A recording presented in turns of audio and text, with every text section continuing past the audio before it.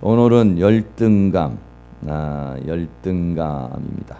열등감에 대한 그런 부분에 대해서 함께 나누도록 이렇게 하겠습니다.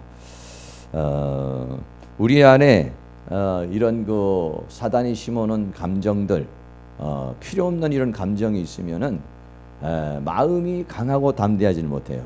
그러면 마음에 평강이 없어요. 또 믿음이 생기질 않아요.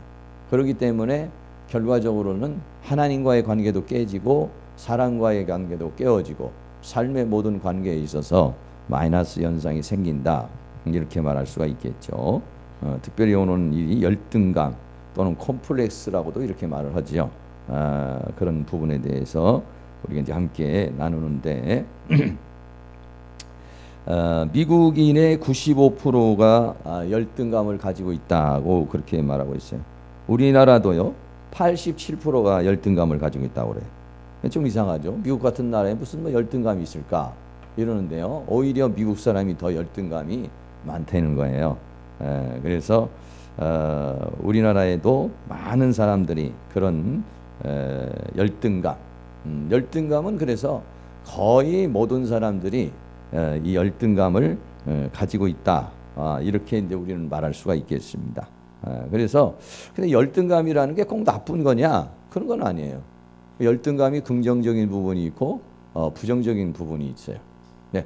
근데 열등감이 마찬가지죠. 우리가 지금 배우는 모든 것들이요 다 이렇게 그 우리 인간이라는 존재가 느낄 수 있는 감정이에요.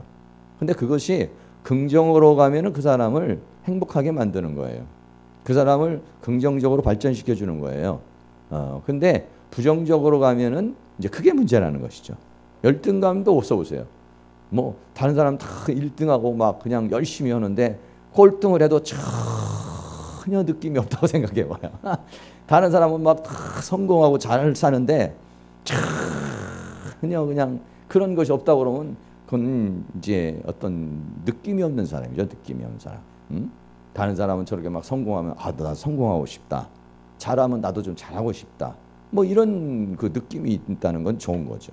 그런데 그것이 이제 자기 발전으로 가지 않고 자기 자해로 간다든지 또는 비관으로 간다든지 이러면 이제 그 열등감으로 인해서 자기의 인생이 파괴되어져 버리는 이제 그런 상황에 이르게 되는 거 우리 생각할 수 있습니다. 먼저 열등감이라는 거, 열등 한문으로 못할 열, 무리 등 이렇게 있어요. 그래서 무리 중에서 나는 못하다. 사람들 중에서 이제 나는 못하다. 근데 이것이 에릭슨이 말한 이 성장 발달의 과정에 있어서는 이제 아이들이 학령기, 학교에 들어가면서 느끼는 거예요. 좀 빠르면 유치원 들어가서 느낄 수가 있겠죠. 유치원이나 학교에 들어가면 나보다 더 잘하는 아이가 있어요. 그게 이제 학교에서 평가가 내리잖아요. 공부도 더 잘하는 아이가 생길 수도 있고 일도 더 잘하는 아이가 생기고 자기는 못하단 말이에요. 근데 거기 때부터 이제 열등감이 오기 시작하는 거예요. 그래서 열등 의식을 학교 들어가 학령기에 들어가 가지고 그걸 이제 느끼기 시작하는 것이죠. 근데 여기에서 착실하게 공부를 해 나간 사람들은 근면성이라는 게 생기는 거예요. 이렇게 착실히 공부하면은 1등도 하고 또 성적이 우수해지고 그리고 선생님에게 칭찬도 받고 엄마도 좋아하고 이러니까 이 사람은 그때부터는 근면성이 이제 길러지는 거예요. 그런데 그러지 못한 사람들은 나는 뭐 해도 안 된다든지 이런 거 해도 안 되는 것이 아니라 가정이 자꾸 문제가 생기면은 아이가 학교에 와가지고 공부를 하려고 그러는데 집중이 안 되는 거예요. 집에서 막 싸움이 일어난다든지 아니면 엄마나 아빠로부터 사랑을 못 받는다든지 그러면 그 감정에 이렇게 휩싸여 있어가지고 학교에 와서 집중을 해가지고 공부를 해야 되는데 그 감정에 쌓여 있어서 집중이 안 되는 거예요. 불안하면 집중이 안 돼요. 여러 가지 걱정, 근심이 있으면 사람이 집중이 안 되는 거예요. 그러니까 아이들이 공부를 못하는 아이들은 이렇게 환경이나 이런 것들이 좋으면은 아이들이 집중을 하기가 좋아요.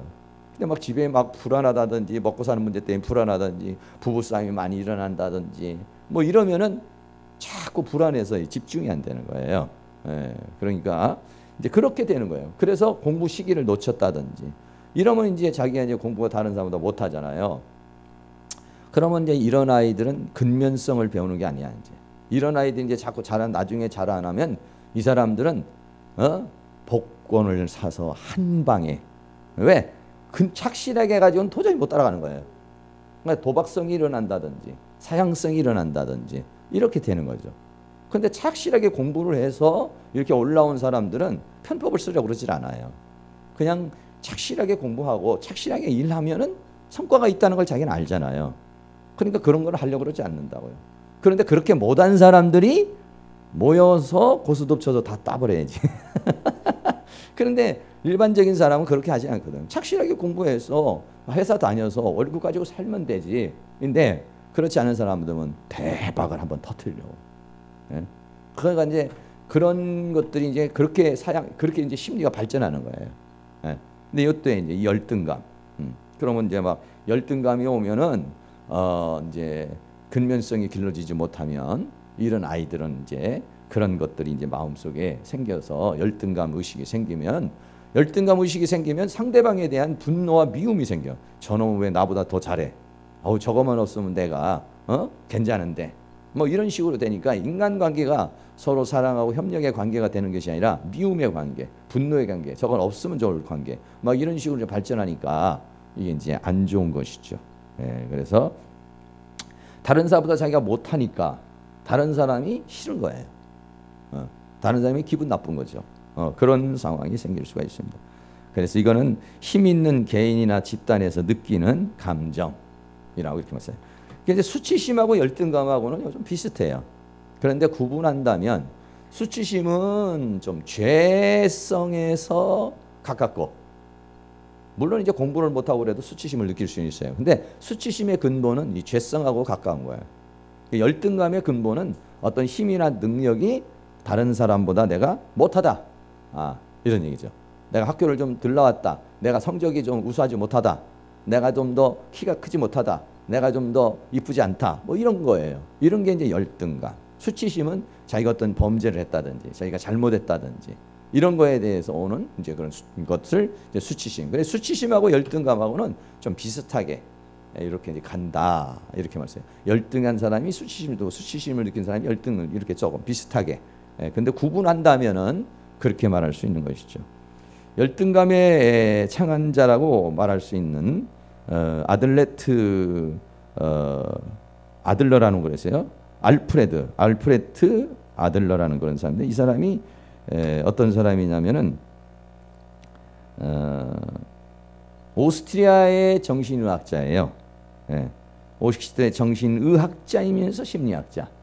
그러니까 대체적으로 이렇게 보면은요, 거의 심리학자들이 의사야, 의사이면서 심리학자예요. 그러니까 심리학이나 정신병리적인 그런 의사인 사람들이 심리학을 또 하는 거예요, 이렇게요. 그런 사람들이 대체적으로 이 사람도 알프레트라는 이 사람이 이 아들러라는 사람도 오스트리아의 이런 정신 심리학자인데 이 사람도 뭐냐면 유대인이에요, 유대인. 여기서 살았지만은 뿌리는 유대인이에요. 그러니까 그 심리학자들 보면요, 거의가 유대인이야, 거의가. 그 유대인들은 하여간 뭐 선민이라고 하는 그 자부심을 느낄 만해 보면. 대단해. 하여간 무언가의 창시적인 역할을 하는 사람들. 뭔가에 아주 거대한. 그러니까 이런 사람들이 다 노벨 문학상을 다 받는 거야. 그러니까 세계 인구가 그렇게 많아도 유대인들이 20%를 노벨상을 받는 거예요. 인구 대비로 한다면은 그 사람들이 1,500에서 600 정도밖에 안 되는데, 그럼 70억 인구 중에 0.0 몇 프로밖에 안 돼요. 그런데도 이 사람들이 그렇게 해요. 이게 왜 그러냐면 그 사람들은 구조적으로 삶의 모든 것들이 워낙 고난을 많이 받고 워낙 어려운 삶을 사는 거. 그래서 막 잡초처럼 인생을 그렇게 살다 보니까 참 이 사람들의 그 모든 것들이 깊어요, 깊어. 그러니까 고난이라는 것이 오면은 고난 자체가 우리에게서 고통스러운 것이지만은 그거를 이겨내니까 이스라엘 민족은 결국은 그 고난이라는 것을 거의 한 2000년 세월을 흘러가면서 이겨내서 결국은 다시 자기 나라를 세운 거잖아요, 이제. 그러니까 그 사람들은 아주 그 정신력도 보통 강한 게 아니고 이런 그 체력이라든지 영역이라든지 이런 데에 참 남다른 그런 게 있어요. 그래서 근데 이 사람도 아주 병에 걸렸던 사람, 병에 걸렸던 사람이고 형제가 있는데 형한테 늘 친 거야. 에? 형은 이렇게 똑똑한데 너는 왜 이렇게 좀 비리비리하냐? 이래가지고 늘 형에다가 열등감을 가지고 살아온 사람 중에 한 사람이 아들러라는 사람. 그러니까는 상처는 사명이다. 이런 얘기를 제가 이제 하잖아요. 내가 만약에 암병에 걸려가지고 암병이 치료가 되면 암병 걸린 사람을 치유할 수 있는 사명자가 돼요. 내가 사업에 망해가지고 하나님 은혜 가운데 그것이 성공을 하면 그 사업에 망한 사람을 일으켜 세울 수 있는 그런 이제 힘이 자연스럽게 자기에게 있는 것이죠. 이 사람도 형에다가 맨날 병도 있고 그렇게 치고 이러니까 그 열등 의식을 가진 거예요. 그래서 이제 그 열등감이라고 하는 그 부분에 대해 있어서 이 사람이 이제 연구하기 시작하고 그리고 이제 그거를 이제 발표하는 이제 그런 사람이 된 거죠. 원래 이제 프로이드에게 배웠던 사람인데 프로이드에게 공부를 하던 사람인데 그 프로이드하고는 좀 다르게 생각을 하고 특별히 이제 이분이 여러 가지 노력 중에서 그런 열등감 이러겠어요. 이 사람이 이런 말을 했어요. 인간은 자신의 인생을 그리는 화가다. 당신을 만드는 것도 당신이고 앞으로의 인생을 결정하는 것도 당신이다. 굉장히 좀 인본주의적이지만 어떤 그 심리학적으로는 그렇다 이거예요. 하나님의 역사를 빼면 인간은 자신의 인생을 그리는 화가다. 자기가 그린 대로 자기가 만들어진다 이런 얘기죠. 그 앞으로의 인생을 결정하는 것도 당신이다. 이렇게 말하시죠. 그래서 아들러가 인생에 지지 않을 용기, 나에게 힘을 주는 100가지 이야기라는 그런 책을 썼어요. 여러분들이 감동되면 사서 보시기 바랍니다. 전혀 감동이 안 오죠? 책 소리만 나면 머리가 아픈 사람은 확실히 어렸을 때 뭔가 공부가 잘 안 된 사람이 가능성이 많아. 그래서 이분이 이제 이렇게 말했어요. 인간은 계속적으로 열등감을 소유한다. 그러면서 힘에 대한 욕구가 있다는 거야. 힘에 대한 욕구. 그러니까 어떤 힘을 갖고 싶은 그런 사람들. 그러니까 약간 좀 정신적으로 좀 저기 한 사람들이 뭘 좋아하냐면요. 로봇을 좋아해. 로봇을. 왜 로봇을 좋아하냐면은 로봇을 가지고 큰 힘을 가지고 막 하고 게임을 해도 그런 걸 좋아하는 거야. 그러니까 막 권총 같은 거 아니면은 막 뭐 돈 얼마 주면은 뭐 이만한 큰 팔 하나 사가지고 막 다 때려 부신다든지 아니면 두뇌를 하나 사가지고 막 그런 게임 안에 그런 게 있잖아요. 그런 걸 굉장히 좋아해요. 열등감을 가진 사람일수록 열등감을 많이 가진 사람일수록 그런 공상의 세계 속에서라도 자기가 큰 힘을 가져가지고 자기가 막 휘두르고 싶은 거예요. 그러니까는 열등감을 갖지 않은 사람들은 그런 충동이 안 오는 거예요. 재미가 없어요. 그런 게. 그런 충동이 별로 많이 안 와요. 근데 열등감을 가진 사람은 실제적인 현실의 세계 속에서는 내가 저 사람을 못 이기잖아요. 그러니까 늘 기분 나쁘잖아요. 그러니까 게임이나 공상의 세계 속에서는 이기고 싶은 거예요. 그러니까는 그 게임이 그런 것들을 조장하는 거예요. 게임을 하는 사람들은, 게임을 만든 사람들은 인간의 그런 죄악성 이런 것들을 이제 자극시켜가지고 이제 막 그렇게 이제 끌어올리는 거죠. 그래가지고 막 거기서 쾌감을 느끼도록 이렇게 하는 거예요. 인간됨의 추구. 여기는 인간됨의 추구라는 건 뭐냐면은 잘 살고 잘 먹고 행복하고 또 남을 돕기도 하고 이러기 위해서는 뭐 돈이 있어야 된다든지 권력이 있어야 된다든지 이제 이런 충동이 이제 사람에게 있는 거예요. 뭐 꼭 나쁜 것만은 아니죠. 이런 게 인간됨을 추구하는 거니까 나도 돈 좀 벌어서 좀 막 다른 사람들도 좀 도와줬으면 좋겠다. 뭐 이런 거라든지 참 좀 우리 가족끼리 행복하게 살고 싶다. 이런 것들도 다 열등감의 란 말이에요. 다른 집은 막 여름에 피서 가는데 우리 집은 방콕하고 있으면 이제 그게 그런 부분 있잖아요. 그리고 인간은 이 세상에 살면서 어쩔 수 없이 경쟁 관계 속에서 사는 거예요. 그렇기 때문에 잘하는 사람, 못하는 사람, 100을 한 사람, 50한 사람 이게 이제 나올 수밖에 없는 거예요. 수치가 나올 수밖에 없죠. 그래서 거기에 그런 이제 열등감을 갖는다. 그리고 이제 열등감은 반드시 어떤 그 보상을 요구한다는 거예요. 보상을 요구한다는 것은 내가 지금 열등하기 때문에 칭찬을 받는다든지 사랑을 받는다든지 누군가에게 인정을 못 받았잖아요. 근데 그거에 대한 허전함이 있는 거예요. 그래가지고 자기가 그것을 어떻게 해서 그것을 어우 넌 정말 좀 멋있었어. 넌 너무 잘했었어. 어우 너무 좋았어. 이런 거를 듣고 싶은 마음이 있다 이거예요. 듣고 싶은 마음이다. 예. 이제 그런 것들이 있어요. 예. 그래서 이런 것들이 이제 그 열등감에 인간이 가지고 있는 그 열등감이다. 그래서 인간은 열등감 치유는 무덤에서나 가능하다 그랬어요. 왜? 인간이라는 존재는 다 불완전한 존재잖아요. 불완전한 존재. 완벽한 존재가 이 세상에 뭐 있을 수가 있나요? 다 좀 어렵죠. 그렇기 때문에 인간은 이 열등감을 가질 수밖에 없다 이런 얘기입니다. 그 열등감이라는 거 여러분들이 이제 잘 생각하면 나한테 있는 열등감 뭘까 이런 거 한번 생각해 볼 필요가 있겠죠. 저도 마찬가지로 나한테 있는 열등감. 저는 이제 어렸을 때는 우리 아버지에 대한 열등감, 거의 수치심 비슷한 거죠. 왜 우리 아버지가 뭐 맨날 하면은 농사나 짓고 똥장군이나 가지고 다니고 이러니까 그 아버지가 수치스러워. 아주 수치스러워 아버지가. 아주 수치스러워. 또 하나는 이제 우리 아버지 오면 난 도망가야 돼 그러니까. 우리 아버지가 아버지라는 자체가 너무 창피한 거야. 예? 그리고 또 하나는 이제 내가 어렸을 때 이제 이 눈이 나빠가지고 눈이 나쁜 게 이제 굉장히 저한테 또 수치심이 됐어요. 눈이 나쁘면 그냥 눈 나쁠 수도 있는 거야 이렇게 해야 되는데 야 이놈의 자식아 너는 왜 눈이 나빠서 이러는 거예요. 아니 내가 눈이 나쁘고 싶어서 나쁜 거나 어떻게 하다 보니까 눈이 나쁜 건데 그거를 막 수치심을 준 거예요. 열등감을 준 거야. 야 시계가 몇 시냐 그러면 나는 잘 안 보이니까 이렇게 본단 말이에요. 근데 뭐 내 동생이나 다른 사람 빨리 알잖아요. 너는 시계도 못 보냐 그러면서 이러는 거야. 그러니까 그걸 막 수치심으로 느꼈어요. 그래서 막 안경 끼고 다닌다는 그 자체가 얼마나 수치스러운지 난 너무 힘들었어요. 막. 그래서 이제 할 수만 있으면 안경을 벗고 이제 이렇게 다니려고 그래요. 그러면 눈 더 나빠지죠. 또 혹시 만약에 어디 가서 여자친구라도 만난다면 절대 안경 안 끼고 나가요. 왜냐면 이제 저 앞에 있는 사람이 나한테 그렇게 생각할 것이다. 이렇게 생각을 하는 거예요. 열등감.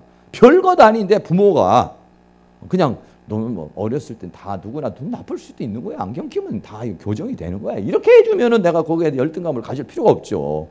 그런데 그거를 안경도 안 맞춰주면서 막 그냥 그렇게 나도 왜 안 보이는지 몰랐어 내가. 나중에 보니까 눈이 나빠서 안 보인 거예요. 눈이 나쁘니까 안 보인다는 걸 몰랐다고. 그런 것이 있어요. 이런 게 이제 하나의 열등감. 좀 이제 이렇게 좀 많이 자라나서는 저도 약간 학력에 대한 열등감이 좀 있어요. 학력에 대한 열등감이 좀 있어요. 좀 대학을 좀 정규 대학을 좀 다니고 뭐 이랬어야 되는데 뭐 이거에 대한 좀 열등감이 있어요. 열등감이 좀 있어서 좀 뭐랄까 좀 그게 있죠. 공부 못하는 사람들이 공부를 제때제때 못한 사람이 그 학력에 대한 열등감이 이게 굉장히 인간을 자존심 상하게 만드는 것 중에 하나예요. 옆에서는 뭐 막 영어를 막 서로 회화를 하는데 나는 도대체 가지고 못 알아들을 때 기분 나쁘잖아요. 내가 욕을 하는지 뭐를 하는지 잘 모르잖아요. 아주 이런 것들 말이죠. 굉장히 기분 나빠요. 그런다든지 아니면 내가 모르는 어떤 것들에 대해서 이렇게 이야기를 하고 있다든지 이런 거. 그러니까는 이제 그래도 한 뭐 초등학교 최하 초등학교는 나와서 이 한글이라도 깨우치면 그래도 안 돼. 이게 안 되신 분들이 많잖아요. 어른들 중에. 이런 사람들 굉장히 자기 이름 석자도 자기 쓰지도 못하고 이렇게 보면 간판 이름도 잘 못 쓰고 감사한금 쓰려고 그래도 여기다가 뭐 하나님 감사합니다 그러는데 그것도 쓰기가 어려운 사람들은 굉장히 자존심 상하는 거예요. 이게. 근데 그게 저도 좀 있어요. 여러분들 이제 열등감 의식 같은 거. 그래서 나는 이제 그 또 성취, 실패에 대한 열등감이 있어요. 실패하면 안 된다는.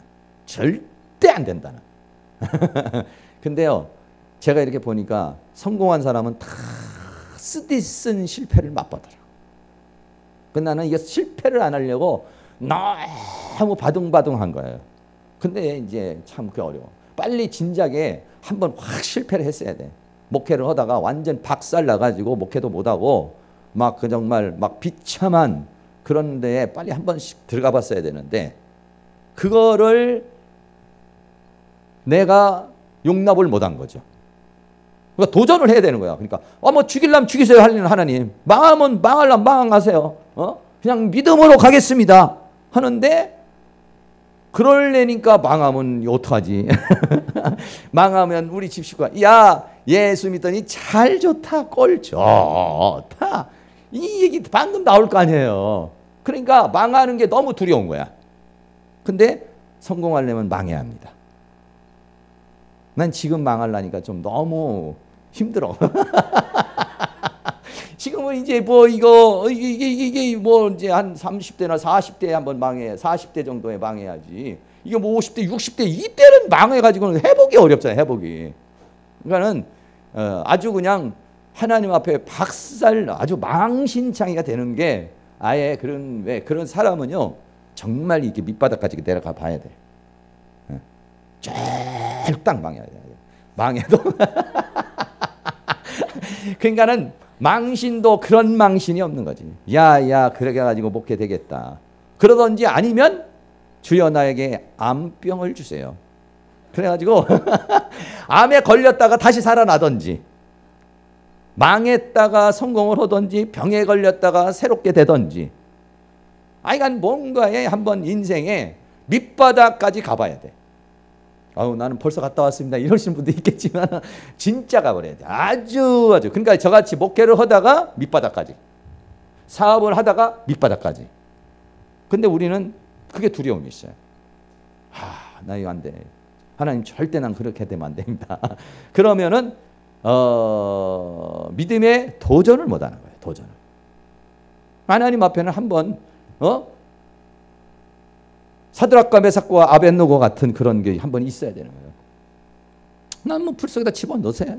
그럼 나는 뭐 죽으면 죽고 그리 아니하실지라도 나는 좋습니다. 이래가지고 불구덩이 한번 들어갔다 나와야 이게 큰 체험을 하는 거예요. 정말 하나님은 살아있구나. 이 체험을 그때 하는 거예요. 그러니까 저는 체험을 했어도 완전 망해가지고 일어나는 체험은 못했잖아요. 하나님에 대한 믿음이 약한 거예요. 근데 자기가 병에 걸려서 암병에 걸려서 내일 모레면 죽는다든지 2개월이면 죽는다다가 다시 살아나 보세요. 그거는요 정말로 정말 다시 사는 인생이에요. 다시 사는 인생. 그러니까 그거는 부활의 믿음이나 순교의 믿음이 와요. 그런 사람은요. 내가 암 죽어봤는데 무슨 순교의 믿음이 생겨요? 왜 그러냐면 그 막 죽을 때 그렇게 기도한다고. 주여 살려만 주신다면 나는 주를 위하여 이 목숨 한 목숨 다 드리겠습니다. 근데 진짜 살아난 거야. 그럼 부활이지. 그게 없는 사람들은 그런 기도가 안 나오는 거예요. 그런 체험이 없는 거예요. 여러분들이 그래서 빨리빨리 한 번씩은 다 그래서 그냥 한 번 이렇게 하려고 그러는데 그거 어려워요.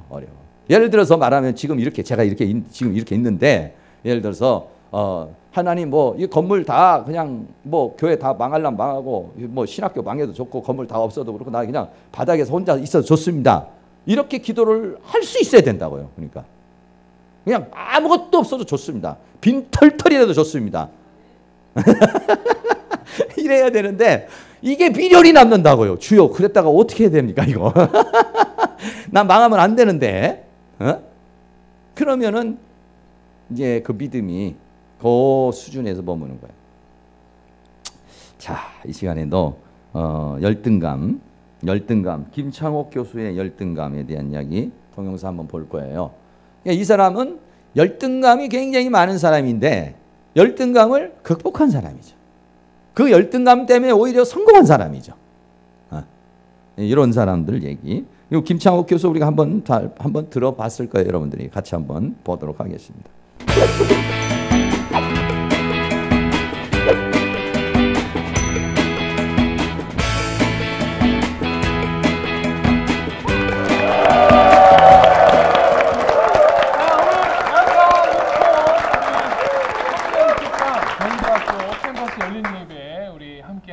네. 자, 오늘 어떤 이야기 또 들려주실지 우리 네. 김창원 선생님의 강의 여러분 큰 박수로 네. 청해드리겠습니다.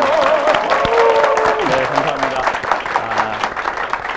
사실 이제 어떤 의미로는 경희대학은 제 친정이죠. 친정. 이거 굉장히 친정입니다. 웃기잖아요. 네, 제가 이게 이제, 그 열등감 이제 극복하면서 나오는 경희대가 그런 모교이기 거거든요. 때문에 그것도 한번 네, 잘 이제 보세요. 그 학교 졸업한 지 거의 딱 10년째 된 것 같아요. 그래서 이제 10년 동안 학교를 졸업하고 이제 밖에 나가서 한 70만 명 정도를 만났습니다. 그리고 제가 배운 게 있습니다. 그래서 전 그것을 오늘 우리 특별히 후배분들에게 소개 좀 하고 싶습니다. 오늘 또 네. 더욱더 좀 더 정감이 가시겠네요. 우리 후배들 손 한번 들어주시겠습니까? 뭐 다 후배들이시죠? 그래요? 네. 예. 아 근데 얼굴로 봐선 선배 같네요. 뭔가 어둠이 가득해요 지금. 지금 학교 캠퍼스랑 어울리지 않아요. 제가 그 이유를 알고 있습니다. 그래서 제가 그 이유를 소개하려고요. 좋아요. 예. 아시겠지만 저희 학교는 상당히 캠퍼스가 아름다운 곳입니다. 예. 그래서 미대 가는 쪽에 뭐 이렇게 나무가 엄청 예뻐요. 그때 근데 예전에 좀 어두웠었어요. 그래서 총학생회에서 건의해가지고 가로등을 많이 설치해줬어요. 근데 학생들이 다 깨버렸어요. 학생을 위하는 게 무엇인지를 정확하게 알라고 그랬어요. 학생 입장에서 생각해라. 학생 입장에서 학생들이 어두우게 더 학생들이 무엇을 원하는지 그걸 잘 파악해라. 왜 여기에다가 자꾸 가로등을 설치하냐. 자, 그런데 저는 학교가 학생 때 이 캠퍼스를 다니면서 한 번도 아름답다고 생각해 본 적이 없었던 것 같아요. 그리고 한 번도 꽃을 제대로 본 적이 없는 것 같아요. 그 몇 가지 이유가 있었는데 그걸 졸업하고 시간이 꽤 지나고 알게 됐습니다. 그건 바로 뭐냐면 제 눈을 살짝 가리고 있는 뭔가 막이 하나 있었다는 겁니다. 네. 자, 선글라스를 끼면 세상이 그 선글라스의 색대로 보이는 것처럼 뭔가 학생 때 제가 이렇게 뭔가 하나가 싹 이렇게 가려진 그것이 무엇인지를 알게 됐습니다. 그건 바로 뭐냐면 감입니다. 감. 무슨 감일까요? 감으로 끝나는 단어들이 있는데 무슨 감이 있을까요? 예? 공감. 공감. 또 무슨 감? 우월감. 자, 자신감을 이렇게 자신감 이렇게 얘기해야 되는데 자신감. 상당히 자신감 없게 자신감을 얘기하네요. 그렇죠. 자신감. 열등감. 그렇죠. 열등감. 저는 제가 열등감이 많다는 거를 몰랐던 것 같아요. 저는 지방 출신입니다. 우리 여러분들 어디 출신이에요? 서울 출신이에요? 지방. 어쩐지 얼굴이 서울은 아닐 것 같았어요. 서울이 이럴 수는 없다고 생각했어요, 제가. 그럼 안 돼요. 지방인데 저도 이제 지방 출신입니다. 제주도에서 태어났어요. 저는 특수목적고등학교를 다녔습니다. 공고 나왔습니다. 공고 나왔습니다. 공고. 네, 정말 엄청 비웃으시네요. 정말 공고를 나왔는데 제가 공고를 다니면서 열등감이 생겼다는 걸 알았어요. 왜냐하면 친구들하고 고등부 친구들하고 같이 모여서 가방을 열었는데 친구 가방에서는 영안사전이 나오고 제 가방에서는 도라이와 나가 나왔기 때문이에요. 그리고 인두가 나왔죠. 사람은 그때부터 뭔가가 시작됩니다. 언제 뭔가가 시작되냐면 남하고 내가 뭔가 다르구나. 그걸 아는 순간. 쟤네 집은 부잣집이고 우리 집은 가난하구나. 쟤네는 친엄마 친아빠인데 우리 엄마는 친엄마가 아니구나. 나는 내 아빠랑 성이 다르구나. 다 똑같은 줄 알았는데 서울애가 있고 시골애가 있구나. 뭔가가 이렇게 있구나. 어렸을 적엔 그냥 다 같이 똑같이 놀았는데 세상을 살다 보니까 이쁘고 날씬한 것들이 있구나. 먹어도 살도 안 찌는 것들. 얼른 없어졌으면 좋겠다. 지금 한 유학생이 이러고 있어요. 오케이, 그 마음 이해합니다. 나는 뭐만 먹어도 살이 찔까요? 물을 얼마나 먹는지 모르겠어요. 다르구나. 이제 그걸 어느 날 알기 시작하면서 사람은 그 사건이 무엇인지에 대해서 정의 내리질 못하면 그 사건으로 인해서 자기의 삶이 딱 이렇게 묘한 규정이 내려지기 시작합니다. 근데 이제 저는 그게 뭐였냐면 제가 공고 출신이라는 거였어요. 그리고 부모님이 사이가 그리 좋지는 않다는 것을 이제 감으로 알기 시작했습니다. 그래서 저는 열등감을 회복하려고 대학 시험을 봤습니다. 네. 제가 원하는 과를 본 게 아니에요. 그냥 무조건 대학생이 돼서 그 정체성을 얻으면 내 열등감이 없어질 것 같아서 이제 제주대학교를 시험을 봤습니다. 고향이 공부에 대한 열등감을 없애고 싶어서 고향이 제주도였기 때문에 시험을 봤어요. 어떻게 됐을까요? 어떻게 됐을까요?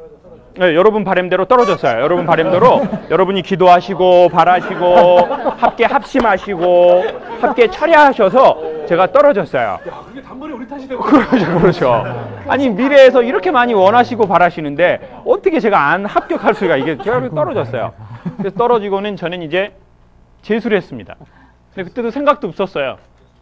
무슨 생각이 있고 의지가 있고 신념이 있고 비전이 있어서 재수를 한 게 아니에요. 그냥 전문대라는 이름이라도 얻고 싶어서 했습니다. 어떻게 됐을까요? 또 떨어져. 여러분이 또 바라시고 또 기도하시고 또 합심으로 모여서 바라셔서 또 떨어졌어요. 그래가지고 이제 저는 자살을 21살에 시도하고 근데 자살도 또 떨어졌어요. 자살 떨어졌어요. 그리고 이제 삼수를 하고는 이제 드디어 이제 대학에 들어오게 된 거죠. 해병대에 들어간 거예요. 해병대에 들어가서 군대를 바로 가시죠. 군대는 받아주더라고요. 그래서 군대에 들어가서 열등감이 처음으로 공동체를 만나면서 생긴 것이 무엇이었냐면 제가 통신병으로 들어갔는데요. 4년제 대학을 다니다 온 친구들이 저에게 통신 작업을 하다가 이렇게 충고를 하면 받아들인다는 거예요. 김청회 병님 선로는 이렇게 깔면 좋지 않겠습니까? 그럼 제가 좋아 4년대 받아들이겠어. 그리고 이제는 같은 고졸 애들이 김청회 병님 선로 이렇게 깔면 좋지 않겠습니까? 좋아 고졸 우리는 하나. 그런데 문제는 전문대 다니다 온 친구들이 저한테 충고를 하면 기분이 싹 나빠진다는 거예요. 이게 의도해서 나빠지는 게 아니라 그냥 기분이 나빠지는 거예요. 그리고는 이런 현상이 벌어지는 거죠. 김창희 선생님 선로를 왜 그렇게 까셨습니까? 저 학교 다닐 때는 이렇게 배웠는데 말입니다. 그럼 갑자기 머리에서 따라라 소리가 나면서 머리가 딱 그렇죠. 그리고는 이제 얼굴 이상이 딱 나빠지고 야, 너 지금 전문대 다니다 왔다고 너 선임 무시하는 거냐? 그러면 이게 전문대랑 무슨 상관입니까? 꼬박꼬박 말대꾸 하는구나. 그리고는 이제 제 별명이 또라이가 돼버렸어요. 또라이.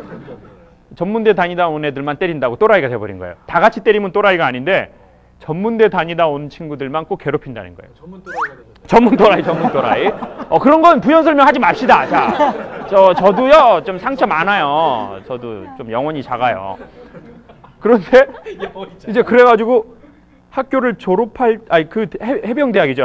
해병대학을 제대할 때까지도 저는 제가 어떻게 사는지를 몰랐어요. 사람들이 거울을 보기 전까지는 자기 얼굴을 잘 못 보는 것 같아요. 그래서 힘이 생기고 고집이 세고 낱말을 안 들을수록 자기가 누군지를 정확하게 보기는 매우 어려운 것 같아요. 그리고 이제 졸업을 하고 처음으로 진짜 이제는 살아봐야겠다고 생각을 했습니다. 저는 우리 후배들에게 그리고 대학생들에게 꼭 저는 추천하고 싶은 게 있습니다. 자기의 심장이 뛰는 일을 해라. 언제 우리는 심장이 뛰는지 그리고 심장이 뛰는 일을 얘기하는 사람만이 남의 심장을 뛰게 할 수 있다. 그렇죠? 네. 고객을 감동시키려면 자기가 감동을 받아봤어야죠. 네. 그러니까 영업을 하려고 해도 교육을 하려고 해도 그것은 결국 지식을 뛰게 하는 게 아닙니다. 이제는 지식의 시대는 거의 가고 있습니다. 모르는 거는 네이버에 물어보면 됩니다. 그러면 초딩들이 다 답변을 해줍니다. 초딩들이 얘네들이 엄청 포인트 쌓으려고 엄청 답변을 해줘요. 그리고 이제 모르는 거는 인터넷에 물어보면 다 나와요. 콩 얻어가려고. 지식은 기본일 뿐이고 심장을 뛰게 하는 사람들이 새로운 시대의 리더가 될 것인데 이 원리는 아주 간단합니다. 자기의 심장이 뛰고 있는 사람 그리고 더 중요한 건 그게 ING인 사람 전에 하나님을 경험한 사람 말고요. 현재 하나님을 경험하고 있는 사람 그 사람이 남의 심장을 뛰게 할 수 있죠. 근데 저는 제 심장이 뛰는 게 뭐였냐면 음악이었습니다. 그래서 이제 음악을 하기로 24살에 결심을 한 겁니다. 왜 했냐면 음악하면 될 거야 라고 해서 한 게 아닙니다. 왜 했냐면 어느 날 제가 그때가 20대 때였는데 30대가 되고 40대가 되고 50대가 되고 60대가 되었는데 흔히 말해서 남들이 말하는 성공을 했어요. 그리고는 어느 날 나이를 먹고 조용한 날에 조용한 장소에 앉아 있으면 제 마음에서 소리가 하나 들려올 것 같은 거예요. 야, 너 아주 어렸을 적 10대 때에 20대 때에 하나님이 너의 심장을 뛰게 했던 일, 넌 그걸 왜 안 했니? 그럼 제가 이렇게 대답을 하려고 그랬어요. 하려고 했죠. 근데 환경과 조건이 안 됐어요. 그렇지만 저 열심히 살았어요. 그러면 마음에 있는 소리가 다시 저에게 대답할 것 같은 거예요. 그래, 너 열심히 살았지. 근데 너는 비겁하게 살았어. 인간이 열심히 살았다고 해서 비겁함이 없어지는 것은 아니야. 여러분 다 아시겠지만 우리 대학교회의 담임 목사님 성함이 어떻게 되세요? 최영준 목사님이 선교사님이시죠. 제가 그 학교 다닐 때는 그냥 교수 그 직분만 하셨어요. 근데 그 이후로 되게 어렵게 시간을 내셔서 신학을 공부하신 것 같아요. 나중에 들었습니다. 교수님은 왜 신학을 하셨을까요? 이미 사회적으로 보장받은 교수의 직분을 갖고 있는데. 왜 목사님, 왜 선교사를 했다고 생각하세요? 이미 보장받은 교수를 갖고 있고 그리고 이 교수 일을 하기도 힘든데 또 신학을 공부하는 것은 매우 힘든 일이거든요. 근데 그걸 왜 하셨을까요? 저는 목사님하고 얘기는 하지 않았지만 전 묻지 않아도 알 것 같더라고요. 이 심장 뛰는 거에 대한 부름에 응답하지 않으면 자기의 심장이 터질 것 같아서 그랬겠죠. 네. 지금 맞다고 그러시죠. 그렇죠. 네. 목사님 이러시잖아요. 어떻게 알았나? 소스를 안 줬는데? 눈치가 빨라? 학교 다닐 때부터 그러더니? 그렇죠. 가슴에 품은 그 숯을 간직하고 있으면 심장이 터져버릴 것 같았겠죠. 그래서 그 어려운 시간과 경제적인 여건과 모든 걸 쪼개서 했겠죠. 그리고 보통 이미 사회에 어느 정도 안정된 직업을 갖고 있는 사람이 목회를 하겠다고 하면 와이프들이 좋아할까요? 싫어할까요? 완전 반대죠. 완전 반. 이럴까요? 여보, 주님의 길을 따르세요. 할렐루야, 할렐루야, 우리 남편 목회한다. 이러는 분은 유럽에 한 3명 있습니다. 한국에는 없죠. 유럽에 3명. 네, 러시아에 한 명, 러시아에 한 명. 네. 카자흐스탄 자매님 한 명 있고. 여러분 봐보세요. 믿음이 좋다라고 하는 권사님들도요. 본인 아들이 목회하겠다고 하면 반대하는 사람 엄청 많아요. 믿음이 좋다라고 하는 장로님도 내 딸이 목회자랑 결혼하겠다고 하면 다 환영할 것 같지만 현실적으로 그렇지 않아요. 왜냐? 그 길이 얼마나 험난한 길인지를 너무 잘 알고 계시기 때문에 내 아들, 내 딸 그렇게 되고 싶지 않은 거예요. 그게 어떻게 보면 더 인간적인 마음인지도 몰라요. 그런데 그 뜨거운 심장을 이 숯불을 갖고 있다가는 내 온 영혼이 다 타버릴 것 같아서 거기에 반응하는 겁니다. 저는 그래서 그 소리에 반응을 해야 되겠다고 생각을 했습니다. 여러분, 하나님은 저희에게 이루라고 얘기하신다고 생각하지 않습니다. 하나님은 이렇게 말씀하실 겁니다. 반응해라. 내가 너에게 준 진동에 대해서 반응해라. 핑계대지 말고 반응해라. 핑계는 반응하지 않는 사람의 피난처예요. 얼마나 좋습니까? 주님, 뭐 이래서 못한 겁니다. 주님, 제가 이래서 못한 거예요. 네. 그러니까 저한테 뭐라고 하지 마세요. 근데 나이가 들어서 그 조용한 시점에 제 마음에서 들려오는 소리에 대해서는 제가 핑계댈 수 없다는 것을 알았어요. 그게 그분의 음성이든 제 양심이든. 그래서 저는 음대의 진로를 결정을 한 겁니다. 그리고는 어떻게 하면 음악대학 들어가려고 들어갈 수 있냐고 그랬더니 레슨 받으라고 그러더라고요. 저는 레슨이라는 단어를 중학교 영어 교과서에 레슨 1, 레슨 2 이거밖에 못 들어봤어요. 레슨비를 알아봤더니 매우 비싸더라고요. 그렇지만 뜻을 세우면 주님께서 뭘 여실까요? 길을 여시죠. 저는 언론사 국장님 면접을 신청했습니다. 제가 직접. 네. 당돌하게 얘기했어요. 24살이에요. 뭐 이미 군대도 갔다 왔고요. 뭐 국장님, 제가 언론인이 될 만한 자격이 없다는 거 저도 알고 있고 국장님도 알고 있습니다. 그렇지만 사회적 의무라고 생각하시고 저 좀 뽑아주십시오. 해병대입니다. 그랬더니 국장님이 어이가 없다고 그러시면서 특별 전형으로 합격시켜 주셨습니다. 언론인으로 24살에 언론인을 시작한 거예요. 이건 사실 교수님들도 사실 모르셔요. 제가 자랑인 것 같아서 말씀드리지는 않았어요. 그 24살에 그 각 가정에 언론을 전달하는 일을 제가 그때부터 했었어요. 언론 네. 신문 배달이라고 하지 맙시다, 선생님. 언론이라고 합시다. 언론. 지국장님. 인사권의 책임자, 지국장님. 저 그렇게 호락호락한 놈 아니에요, 후배님들. 저 이제 24살에 언론으로 시작했어요. 오토바이도 나오잖아요. 그렇죠. 자, 그런 거 얘기하지 맙시다, 선생님. 자, 제가 알아서 할게요. 자, 그런 거 자, 까발리지 마세요. 그래서 어떻게 인연이 된 거냐면 경희대학하고는 제가 다니는 시골 교회의 성가대 지휘자님이 그때 경희대학교 3학년 학생의 형이었어요. 왕상열 집사님이었고 제 선생님은 왕광열 선생님이었어요.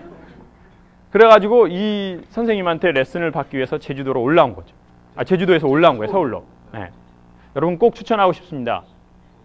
자기의 세계를 찾아서, 부르심을 찾아서 자기의 있던 세상을 떠나십시오. 자, 그럼 이 떠난다는 말은 무슨 말일까요? 갑자기 유학을 가라? 고향을 떠나라? 아니요, 그런 말이 아닙니다. 살던 방식을 떠나셔야 합니다.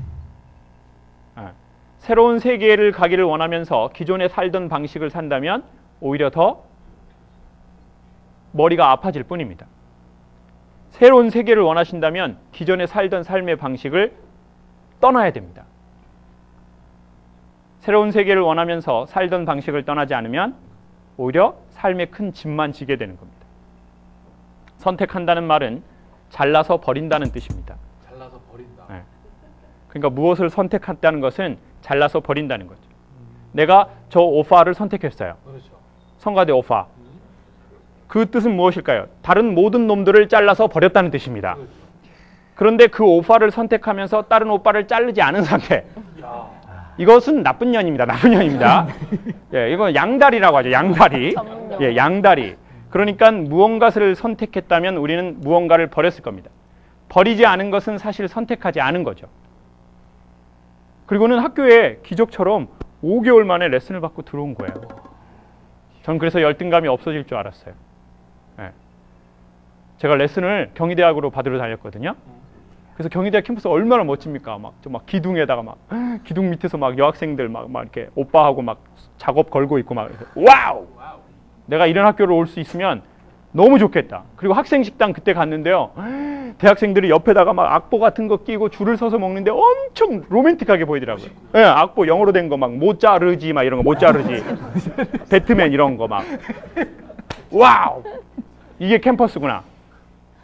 돈 있으면 밖에서 얼마든지 식당에서 사 먹을 수 있지만 내가 경희대 학생이 돼야만이 이 학생 식당에서 이걸 먹는 걸 즐길 수 있을 거야. 오케이. 나는 경희대, 그래서 제가 주님께 기도를 했죠. 주님, 만약에 저에게 이 학교를 허락해 주신다면 4년 동안 학생 식당 밥을 내내 먹겠습니다. 지금 생각하면 참 섣부른 기도였다라고 생각합니다. 여러분, 이런 기도는 하지 맙시다. 이거는 정말 지혜롭지 못한 기도고요. 정말 읽어주셨군요. 예, 그래가지고 정말 그리고 기도를 어기게 돼요. 기도를 어기게 돼. 그래가지고 기적처럼 피아노에서 도도 모르던 아이가 5개월 레슨을 딱 받고 경희대 성악과에 들어온 거예요. 그리고 저는 제 열등감이 없어지고 학생 식당에서 밥을 먹을 거라고 생각했죠. 그런데 크게 두 가지 현상이 나타난 겁니다. 첫 번째, 학생 식당에서 3개월 밥을 먹으니까 학생 식당 내려가면서 자꾸 입에서 의도치 않게 욕이 나오기 시작한다는 걸 알게 됐습니다. 욕이 나오고 그리고 감사가 없어지면서 순간 그 욕하는 저를 봤죠. 참 배은망덕하구나. 불과 3개월 전, 6개월 전만 해도 이 학교 합격만 시켜주시면 감사하게 내가 이렇게 살 거라고 그랬는데 딱 3개월 지나니까 이건 사람이 먹을 밥이 아니라고 얘기를 하더라고요. 내가 돈이 없어서 여기서 먹지, 나는 돈이 있으면 밖에서 나 진짜 맛있는 거 먹어야지. 참, 오케이. 아, 이건 유사시에 먹는 밥이야. 이건 아니야. 이건 군대도 요즘은 이렇지 않아. 막 이러면서 불평 불만이 엄청 늘어난 거죠. 두 번째, 그렇게 없어질 것 같은 제 열등감이 없어지지 않았다는 겁니다. 저는 그때 알았습니다. 음악대학 들어오니까 예고 나온 제 동기들이 있다는 사실을요. 그 친구들은 악보를 매우 어려운 걸 쳤어요. 영어로 된 거예요. 저는 바이엘이라는 걸 쳤습니다. 악보에 영어 없고 표지에 너구리하고 다람쥐가 그려져 있습니다. 8분음표를 들고 미끄럼틀에서 내려오는 그림이 있어요. 저는 정말 창피하더라고요. 그리고 음대 아이들은 옷을 매우 비싼 걸 그때 당시에도 입고 다녔습니다. 아시죠? 음대 여자아이들 옷 되게 잘 입고 다녀요. 예. 다 이렇게 단과대학별로 제 스타일 알아냈어요. 제일 심한데 저 법대 쪽하고 물리대 쪽 항상 추리닝에다가 그 사선 그어진 슬리퍼. 이런 사람 많아요. 그런 사람 많아요. 그런데 음대 애들은 너무 잘 차려입고 다니더라고요. 아무래도 무대에 서는 사람이라서 그런지. 근데 저는 이제 돈이 없잖아요. 시골에서 올라왔고 부모님도 노동일 하시고 나이도 많으셨어요. 무슨 옷 입을까 고민하다가 군복으로 결정했어요. 워카하고 2년 입고 다녔어요. 여자애들이 오빠 언제 제대하냐고 맨날 물어봤죠. 오빠는 제대는 안 하냐고 그러더라고요. 왜 민방이냐고, 왜 맨날 군복을 입고 다니냐고 그러더라고요. 그런데 난 말 듣지도 않았습니다.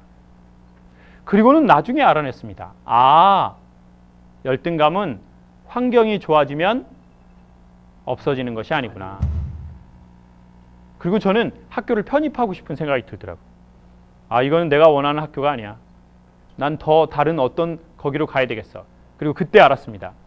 아, 내가 들어온 학교나 나랑 사귀는 사람이나 내랑 관계 맺는 모든 것들은 시간이 지나면 인정하지 않는다는 사실을요. 그건 누구를 인정하지 않기 때문일까요? 자기 자신을 인정하지 않기 때문에 자기가 사는 동네나 자기가 사는 지역, 자기랑 함께 사는 배우자, 자기의 길, 그리고 자기의 출신 학교, 그리고 자기의 고향, 자기의 직업, 모든 것을 잘 인정하지 않는다는 걸 알게 된 거죠. 그리고는 아, 내가 더 다른 어떤 좋은 환경에 그런 여건에 가도 거기에서 나를 인정하지 않으면 조만간 그 학교도 그 단체도 익숙해지고 무시하겠구나. 아, 다른 학교를 가든 다른 나라를 가든 이것이 고쳐지고 가야 되겠다. 그래야 어디를 가든 나랑 함께하는 사람들을 인정하고 소중하게 여기고 그 프라이드를 가질 수 있구나. 그러다가 이제 학교에서 제가 존경하는 교수님을 만나게 된 거예요. 여러분, 저는 강력 추천하고 싶습니다. 잠시 고민을 잊고 이 아름다운 캠퍼스에 이 꽃과 나무와 분위기와 이것을 선물로 받아들이라는 것입니다.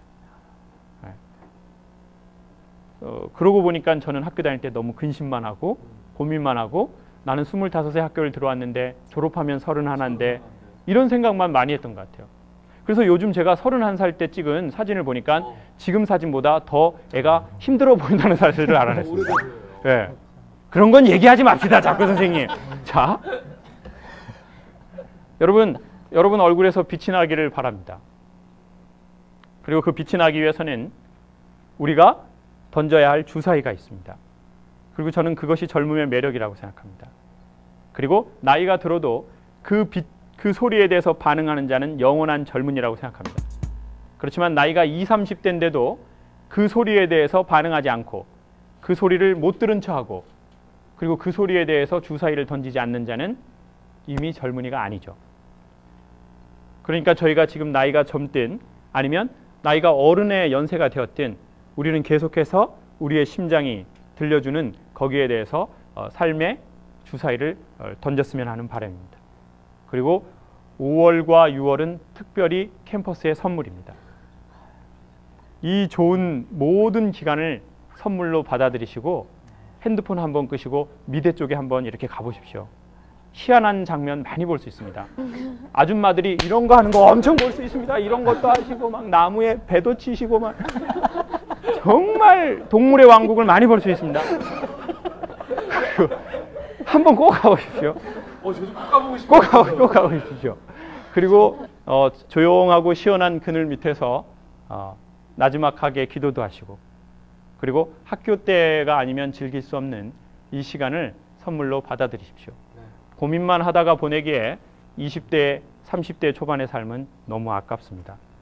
그리고 수고하신 우리 어른, 아버지 세대, 어머니 세대는 잠시 핸드폰을 정말 끄시고 삶의 여유를, 이 5월, 6월의 여유를 선물로. 왜냐하면 내가 없으면 안 된다고 생각하지만 내가 없으면 안 될까요? 어떻게 될까요? 더 잘 되는 현상이 나타납니다. 더 잘 됩니다.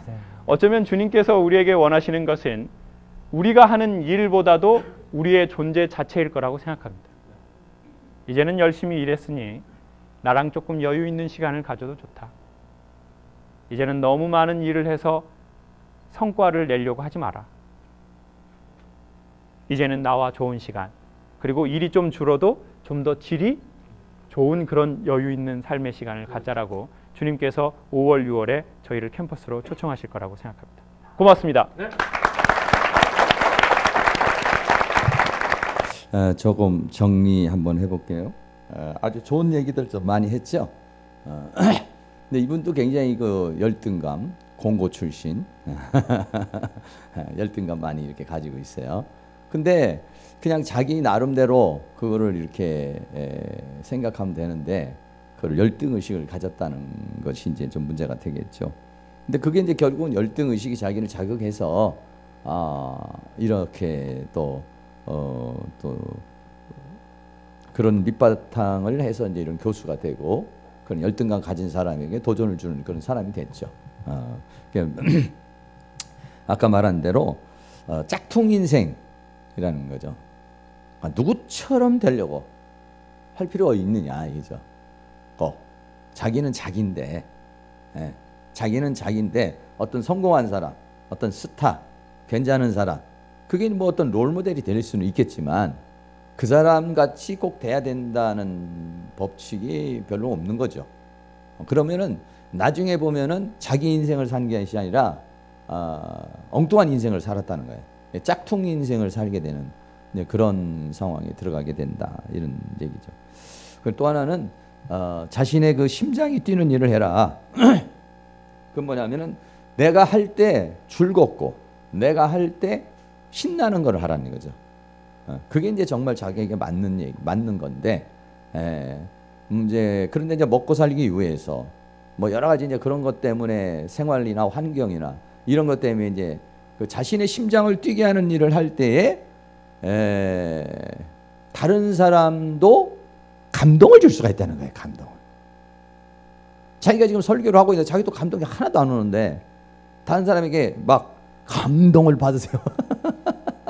이거는 불가능하다는 얘기지.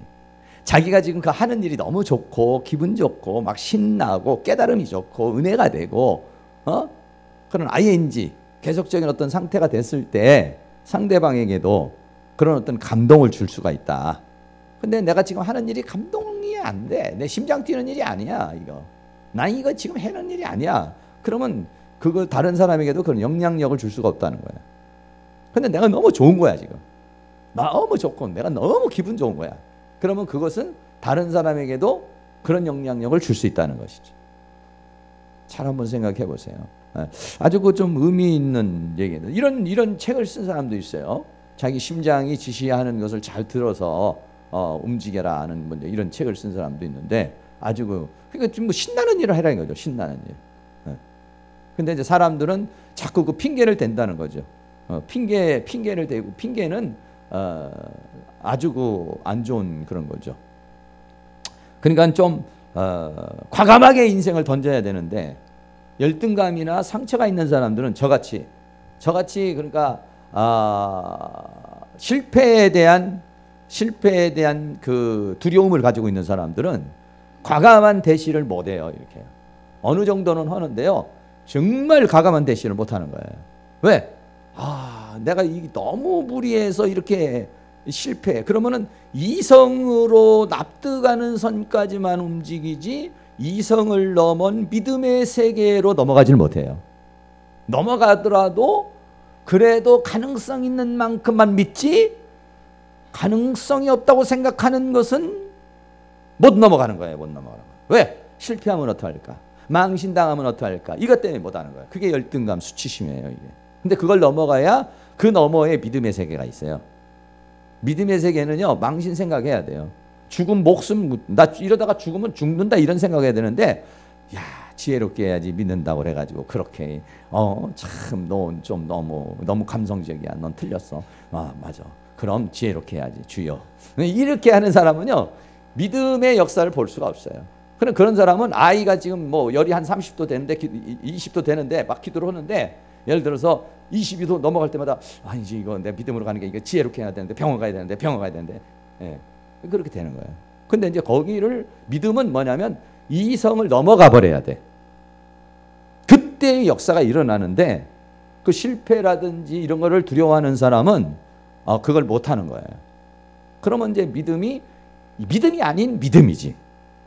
자기 이성에서 납득되는 만큼만 믿는 거니까 무슨 믿음이야 그게. 믿음은 이성을 넘어야 돼 버려. 넘어가야 돼요. 이성을 넘어가야 믿음의 세계. 그거를 자꾸 좀 체험을 좀 해야 돼. 예.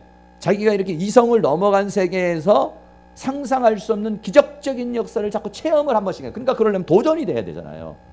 도전이 돼야 되는데 도전도 안 하고 그럼 믿음이 오기를 바라는 것은 안 되는 거예요. 뭐 아브라함같이 갈대아우를 그냥 떠나는 거예요. 가다가 망하면 어떡하지? 가다가 길이 없으면 어떡하지? 가다가 문제가 있으면 어떡하지? 뭐 이렇게 복잡하게 생각한 사람은 못 가는 거죠. 뭘 없어요. 갈 바를 알지 못하고 떠났다. 그러니까 이성으로 납득이 안 된다는 거죠. 어디로 어떻게 가가지고 지금 내 민족을 만들고 애도 하나 없는데 그런 거예요. 하나님의 부름에 반응하라. 새로운 삶을 살면 살던 방식을 떠나야 한다. 제가 이제 보통 암에 걸리신 분들한테 그런 얘기를 하죠. 지금 당신이 살고 있는데 반대로 살으세요. 왜? 지금 그렇게 살아온 자체가 암이지 않냐 이거죠. 그러면 암에 걸린 만큼의 그렇게 살지 않으려면 반대로 살아야 된다. 웃지 않던 사람은 웃어야 되고, 집에만 있던 사람은 돌아다녀야 되고, 돌아다니던 사람은 집에 있어야 되고, 이런 음식, 좋은 음식은 또 다른 걸로 바꿔야 되고, 그래야 자연스럽게 그 안에 있는 그런 암이나 질병이나 이런 것들이 없어져 버리는 거예요. 그러니까 새로운 삶을 살려면 살던 방식을 좀 변화를 시켜주지 않으면은 이거는 어렵다 이런 얘기죠. 그래서 선택은 또 잘라서 버리는 것이다. 참 멋있는 말이죠. 그런 멋있는 말을 잘 담아서 가끔 한 번씩 여러분들이 가서 선택은 잘라서 버리는 것이다. 가정 예배 딱 드리면 좋잖아요. 우리 집은 예수를 선택했으니까 예수를 선택한 나머지는 다 잘라버리는 거야. 우리는. 또 하나를 선택하면 그러면 양다리라고 그랬죠. 그 성경은 뭐냐? 간음하는 여자들이요 세상과 벗된 것이 이렇게 말하죠. 그러니까 하나님을 선택했으면 나머지는 잘라내야 되는 거예요. 그런데 하나님도 선택하고 세상도 선택하면 양다리. 그럼 찢어져요. 그러면서 아까 그분 하는 게 여유를 갖고 살자는 게 자기는 학교 다니면서 그 아름다운 풍경이나 캠퍼스를 한 번도 즐겨보질 못했다는 거야. 맨날 열등감에 사로잡혀서 공부해야지 뭐 이런 생각하다가 한 번도 여유롭게 즐기를 못했다는 거야. 나중에 한번 학교를 가보니까 이렇게 아름다운 경치가 있었는데 4년 동안 자기는 이거를 즐기지도 못하고 이런 꽃이 있고 이런 이것이 있는 줄도 못하고 이제 인생을 사는 경우도 많죠. 강박개념, 열등감이 있으면 강박개념 막 이런 것도 이제 들어가서 이제 그렇게 되는 것이죠. 여유를 갖고 사랑하며 살자 이런 얘기를 했어요. 우리들 안에 전부 다 이런 열등감이 있는데 여러분들이 잘 이렇게 과제가 하나씩 우리가 지금 이렇게 지워가면서 하나씩 열등감이면 열등감, 수치심이면 수치심 이렇게 오잖아요. 요걸 여러분들이 딱 잡아야 돼요. 그래가지고 지금 우리가 여기 지금 현재 주어진 이 상황에도 하나의 나에게 주어진 좋은 기회란 말이에요. 이게요. 근데 열등감이라는 이 과제가 주어졌을 때 여기에 충실한 사람은 열등감을 벗어난다고요. 그래 내 안에 이 열등감이지. 이거 때려잡아야 되겠다. 이거 뽑아버려야 되겠다. 이런 사람 되는데 그런 열등감이구나. 이러고 가면은 내가 옛날에 열등감 공부했나? 들은 것 같기는 한데 여전히 열등감은 남아있는 거예요. 그러니까 충실하게 아주 충실하게 열심히 이렇게 기도도 하고 몸부림도 치고 하나의 과제가 주어지면은 그걸 가지고 여러분 일주일 사셔야 돼요. 그래서 막 그거를 어떻게든지 내 안에서 뽑아버려. 왜? 이거 가지고 있어보다 나한테 하나 이득이 안 되는 거거든요. 이렇게 여러분들이 이것을, 그게 충실이에요. 지금 현재의 삶의 충실이에요. 근데 그냥 스쳐 지나가 버려. 남 얘기하듯이 이렇게 지나가 버리면은 우리 공부는 했어도 의미 없이 지나가 버리는 상황이 생길 수가 있어요. 그렇게 생각해서 하나하나 여러분들이 잘 이렇게 극복할 수 있기를 바라겠습니다.